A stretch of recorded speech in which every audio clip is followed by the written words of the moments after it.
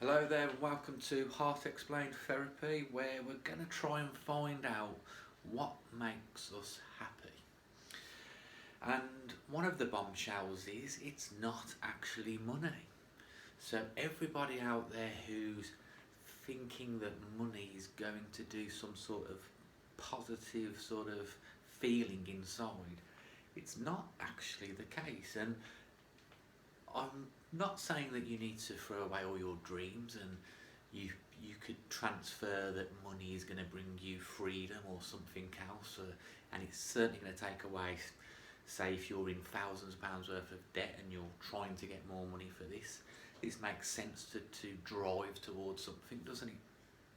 But I'm going to give you a few examples on how it doesn't actually make you happy, and if you believe that money is going to bring you this happiness, then you could be in for a very tough ride and possibly a dark path into mental health. Now I'm going to use a few examples. Kanye West, the actor out of the Transformer films, Shia LeBeouf, and another actor, Johnny Depp. Now, the Johnny Depp and Shia LaBeouf has just been prosecuted or have been in court about actually domestic abuse with their partners. And Kanye West has apparently done some very strange, bizarre things. Just apparently squashed a rumour that he slept with a transgender, but there's no smoke without fire, is there? I'm not one to claim that it's true, but he's done a lot of bizarre things, and in fact his wife who's now apparently going for a divorce, has often backed him and said that this is because of his bipolar behaviour, his personality disorder. Now this again is where people use mental health as a get out of jail card. Let's take what we perceive those three people to be. Now they are two movie stars and a famous singer, producer of music. Even though I don't rate Kanye West as a singer, I don't think he's ever produced a good song, but that's what he is, and he's made a lot of money. These are millionaires. So they have all this money, but they still don't function as you believe they would. You would think that would bring them joy and happiness because they're living in their art. They're not working down a factory or working into one of these sort of lower class jobs that we all look and think, oh God, what a hideous job, you know. Kanye West, you know, give him 2 weeks in a fish finger factory and let me tell you, he is either going to be the biggest serial killer the planet's ever seen because he's polarised into that direction, or he's going to be very humbled by the experience and think himself very grateful for the life that he's got. Because these people can go on holiday anytime they choose, 5, 6, 10 times. They probably have apartments in islands. Some of these rich people even have islands, and it doesn't bring them any sanity. It's almost like the people that we look up to, and I'm saying 95% of the world look up to these people, and like we ask for their autograph like they're a higher human being. But when you come down to it, it's still not giving them the magic in here. So now let's try and find out why. Why isn't the money, the job that they're doing, why is that not enough? What is missing? You can't just keep blaming mental health. You can't just keep blaming even past traumatic experiences. I mean, there's one actor who's gone through a very big transition, and that's Jim Carrey. And now Jim Carrey is speaking about sort of consciousness and what it's all about, and how he's had a break, like he's broken down his own identity, and he's come out the other side. And to me, he speaks a lot of sense, but he has been sort of prosecuted for this by the paparazzi as if like he's gone completely mad. Yet Johnny Depp and Kanye West are just a story. They're just a story, and it's like, oh, they're high profile, they're busy, they've got a lot of, you know, you don't know what it's like to have this sort of pressure. And to be honest, I think if you looked at the average person, we would love one day to feel that pressure.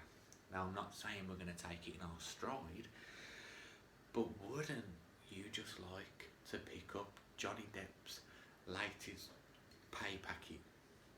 Just once.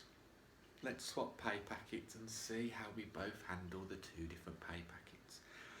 Now, this comes back into a vicious loop of we perceive money to make us happy, and we are shown most of the time that it doesn't technically work out that way. So what is going to make us happy as human beings? What is happiness? Now, I think there's two forms of happiness.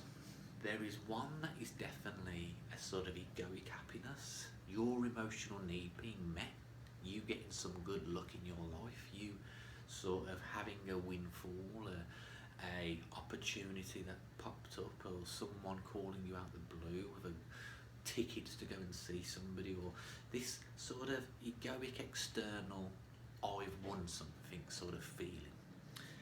And unfortunately that's very fragile and weak because it doesn't last forever. So if you are stuck with just this coming in now and again, you are going to have, unfortunately, bipolar. And this is where I say that the mental health bipolar exists in every one of us, because we have the ability to feel high and low at different amounts, times of the day.